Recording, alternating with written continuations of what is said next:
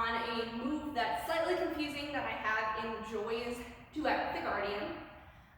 From what I know, it's called Puckaroo. It's really similar to a bourrée. So you're in parallel position. You can be facing whichever way you want. I'm going to be facing the right. You're in parallel, you just come up onto releve. From releve, you just do the same position that you do a lot in your duet, where your sternum is slightly extended. The rest of your body seems to follow. Your arms are behind you. You're just going to take tiny bourrée steps.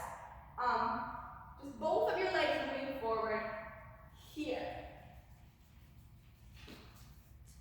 You can find this move in a lot of classical variations with fairies or really just light, bright fun people. So this move tends to exude joy, which is your character's name. Once more, I'm going to go to the left this time. Up on releve. That extended pose. The body's almost like an S shape. And then quick little steps coming forward. One note here too is that your legs will be bent. It's not a straight leg position. Here, you have your legs, knees jet bent just slightly to help propel you forward. Good work. I know you're going to ace